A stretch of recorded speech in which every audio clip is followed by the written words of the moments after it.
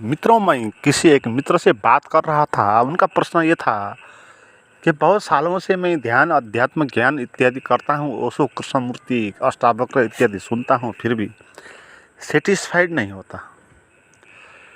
तो मैंने उनको बताया कि आप पहले ये बात समझ ले कि हम सेटिस्फाइड क्यों नहीं हो पाते। इनमें से कृष्णमूर्ति, गीता, अष्टावक्र जो कुछ भी, इनको हटा दो। इनका कोई मूल्य है नहीं, क्योंकि इनको सुन के भी आपको सेटिस्फाइड नहीं हुआ तो आगे भी इनको सुनने से सेटिस्फाइड नहीं होगा। इसलिए जिन जिन गुरु को आप मानते आए हैं, मुझे भी अगर आप मानते हैं तो मुझे पे आप हटा दें। मैं आपको एडवाइस देता हूँ। क्यों देता हूँ? क्योंकि इनको सुनने से आपको सेटिस्फाई नहीं होता। और आप जैसे कितने मित्र हैं जो 50-60 साल से इनों को सुन के आ रहे हैं और नॉन स्टॉप सुनते आ रहे हैं, और बूढ़े काल में, वृद्धावस्था में वो ये बोल रहे हैं कि कुछ हुआ नहीं है।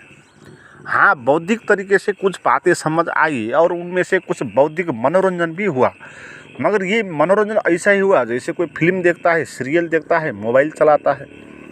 तो कुछ आपने कॉमेडी फिल्म देख ली, कुछ 1 घंटे के लिए आप हंस लिया। तो ऐसे ही आपने कुछ गुरुओं का प्रवचन सुना 1-8 घंटे के लिए, तो उस वक्त आपको भी मनोरंजन हुआ, मगर उसके बाद उसका कोई अर्थ नहीं हुआ। तो मन की जो बेचैनी है वो नष्ट नहीं हो पाई। तो इसलिए इसमें ये क्या बात हो सकती है कि हम सेटिस्फाइड नहीं हो पाते, इस बात को समझनी है। मित्र, इसमें बात ये है, अब ये बात मेरी अपनी बात नहीं है, ये सभी संत पुरुष की बात है। ओशो भी ये कहते, कृष्णमूर्ति भी ये कहते, अष्टावक्र भी ये कहते, रमण महर्षि भी ये कहते, गीता में भी ये कहा, सभी ने ये कहा, मगर हम इस बात को महत्व नहीं देते। इस बात पर हम कभी गौर नहीं करते। हम और बातों पर ध्यान देते हैं। और ये मूलभूत बात क्या है? हम सेटिस्फाई इसीलिए नहीं होते क्योंकि हम सेटिस्फाइड होना चाहते हैं। हम खुशी इसलिए नहीं हो सकते क्योंकि हम खुशी चाहते हैं। क्यों? क्योंकि अगर हम इस चीज़ों को चाहते हैं तो चाह ही बाधा बन जाती है। और चाह का क्या अर्थ है? चाह का ये अर्थ है कि आप अभी जो हो उसको आप स्वीकार नहीं कर पा रहे हैं, आप कुछ और पाना चाहते हैं। और कुछ और पाने का अर्थ क्या होता है कि आप जो भी आपके पास समय मिलेगा वहाँ पर आप उसको विरोध ही करते रहेंगे, उसको इनकार ही करते रहेंगे, और आप आने वाले वक्त में उस सेटिस्फाइड को ढूंढते रहेंगे और वो आने वक्त कभी भी नहीं आ पाएगा। तो असंतुष्टि का अर्थ क्या है? असंतुष्टि का अर्थ यही है कि जो आपके पास है उसको आप स्वीकार कर नहीं पा रहे हैं, और जो आपके पास नहीं है उसके प्रति आपकी चाह है। मगर ये बात आप समझ ले, क्योंकि संतुष्टि जब भी आपको होगी वो अब होगी, और चाहना जब भी होगा वो बाद में होगा। तो इसलिए चाहना और संतुष्टि के बीच में एक फासला है। तो इसलिए जो कुछ भी चाहता है वो कभी प्राप्त कर नहीं पाएगा, क्योंकि चाह उसको वर्तमान क्षण में नहीं ले पाएगी, और संतुष्टि वर्तमान क्षण में होगी, क्योंकि वर्तमान क्षण ही सत्य क्षण है, और आनंद भी सत्य में ही होगा। आनंद होगा सत्य में, और सत्य है वर्तमान काल। और इसमें आप चाह रहे हैं कि संतुष्टि हो जाए, तो वो वर्तमान काल में तो आप चाह नहीं सकते, आप भविष्य में ही चाह सकते हैं। चाहने का अर्थ भविष्य होगा, और भविष्य होगा काल्पनिक काल, वो वास्तविक काल नहीं होगा, और काल्पनिक काल में आपको आनंद नहीं होगा। तो ऐसे ही हम भरमाते हैं, ऐसे ही जीवन हम लोग, बहुत सारे लोग ऐसे ही जीवन गुजारते हैं ना। वो वर्तमान में जो है वो दुख में जीते हैं और आशा के साथ जीते हैं, कुछ ये हो जाए वो हो जाए। तो जीवन क्रम में कुछ उसने सोचा हुआ मिल भी जाता है तो भी उसको संतुष्टि नहीं होगा, क्योंकि जब उसको वो मिलेगा तब उसको और चाह पैदा हो जाएगी, क्योंकि चाह का तो अंत है नहीं। तो इसलिए आप संतुष्ट होना चाहते हैं जीवन में, तो आप क्लियर कट ये बात समझ लें कि बाद में आप संतुष्ट नहीं हो पाएंगे, आपको अभी संतुष्ट होना है। और अभी संतुष्ट आप कैसे हो सकते हैं?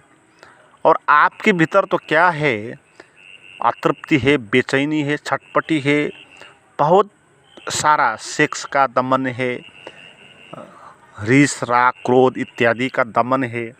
तो अनकॉन्शियस माइंड में हम भीतर से, हमारे भीतर कूड़ा करकट है, भरा पड़ा है, और हम चाह रहे हैं भविष्य में हमको संतुष्टि हो जाए। तो कैसे होगा? और इस चाहने में हम और कूड़ा करकट उसमें डालेंगे तो भविष्य में हम और भी ज़्यादा तनाव और पीड़ा में जाने हम पक्का है। तो संतुष्ट कौन होगा? जो ये समझेगा कि कुछ बाद में चाहने से नहीं होगा, अभी जो है, जो मन में पड़ा कूड़ा कचरा है, तो उसको आपको देखना होगा, उसको स्वीकारना होगा, उसको समर्थन करना होगा। उस दमन किया हुआ काम, क्रोध, लोभ, रोना चाहा था, रो नहीं पाया और दबा दिया गया। हंसना चाहा था, लोक लाज के कारण हंस नहीं पाया और उसको दबा दिया। सेक्स करना चाहा था, सेक्स कर नहीं पाया, लोक लाज के कारण उसको दबा दिया। ऐसे ही बहुत सारी वृत्तियाँ दबी पड़ी हुई है हमारे अनकॉन्शियस माइंड में, वो है। और जब तक हम उससे फेस नहीं करेंगे, उसको हम बाहर नहीं निकालेंगे या उसको हम रेचन नहीं करेंगे, तब तक हम कभी भी संतुष्ट नहीं होंगे। क्योंकि वो भीतर दबी हुई जो बात है वो हमको तड़पाते ही रहेगी। तो जड़ मूल से आप संतुष्ट होना चाहते हैं तो आपको ये करना चाहिए कि बाद में कुछ भी लोभ लालच नहीं करना है, बाद में कुछ मिलने वाला है नहीं।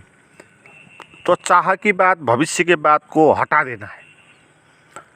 और दूसरी बात, इसमें जो भी आपको अनुभव हो रहा है, शरीर में पीड़ा का, मन में पीड़ा का अनुभव जो भी है, उस सब को आपको उसको फेस करना है, उसको झेलना है ना? उसको झेलना ही पड़ेगा और कोई रास्ता है नहीं। इसी को तप बोलते हैं। तप का क्या अर्थ है? तप का ये अर्थ है कि तपना है कुछ, है ना? जैसे एक पट है, बहुत पुरानी पट है, तो बहुत फोर कूड़ा करकट जमा हो गया उसमें और बहुत दुर्गंधित है, तो उसको सर सफाई करना है, तो उसको मांजना होगा, है ना? उसको निखारना होगा, उसको उस पर बल लगाना होगा और उसको चोट भी पहुंचेगा, मगर वो जो चोट है वो उसको सफाई करने के लिए वो चोट होगी। तो ऐसे ही जब भी शुरुआत में हम ध्यान करेंगे, और ध्यान का अर्थ क्या है? ध्यान का अर्थ ये है कि जो भी हमारे अनकॉन्शियस माइंड में दबा भरा पड़ा वो जो है, जो विचार है, तो उन सब के साथ उन सब को फेस करना है, उनको देखना है, उसको झेलना है, उसको उससे बाहर आना है। और उसको बाहर आने के लिए जंप करने का रास्ता ही नहीं, है ना? उससे गुजरना है। तो आंख बंद करके ध्यान में हम जो भी भीतर होगा पीड़ा दर्द का अनुभव, उसको एक साइंटिस्ट की तरह, जैसे एक साइंटिस्ट है ना, वो कोई प्रयोगशाला में बैठता है तो कैसे बैठता है? वो कोई कल्पना नहीं करता, कोई लोभ लालच नहीं रखता, जो है जैसा है उसको परखता है। तो ऐसी दृष्टि हमारे पास भी होनी चाहिए। आंख बंद करके जो भी विचार में चल रहा है, जो भी शरीर में अनुभव हो रहा है, अच्छा बुरा नहीं कहना है, उसको एक परखना है, उसको देखना है, जानना है क्या है, कैसा है। तो ऐसे उसके साथ उसको बाहर निकालना है या उससे आप फेस करना है, तब वो अनकॉन्शियस से बाहर आएगी। और ऐसे ही बहुत सारे जो भीतर के कूड़ा करकट है उसके साथ फेस करते करते करते करते आपके भीतर जब कुछ नहीं बचेगा अनकॉन्शियस माइंड में दबा हुआ, तब ही आप फ्री हो पाएंगे। और तब आप ना चाहे भी ना खुश नहीं रह पाएंगे। आपको खुश होना ही होगा, फिर आपको आनंदित आपको होना ही होगा, क्योंकि आपको दुख और पीड़ा देने के लिए कुछ भीतर अब बचा नहीं, दमन नहीं बचा ना, अनकॉन्शियस माइंड में रिग्रेशन नहीं बचा। उसको आपने झेल लिया, उसको आपने देख लिया, उसको तपा दिया, या बोले आपको घाम में सुखा लिया। जैसे घाम में सुखाते हैं ना, जैसे अनाज है तो उसमें कीड़ा इत्यादि लगता है तो उसको घाम में सुखाते हैं। तो ऐसे ही ओपन कर देना है, उसको घाम में सुखाना है वो अनकॉन्शियस माइंड को, उसी को ध्यान बोलते हैं। मित्रों, इस किस्म का ध्यान आप करना चाहते हैं तो मुझे बात कर सकते हैं, उसका नंबर डिस्क्रिप्शन में दिया हुआ है।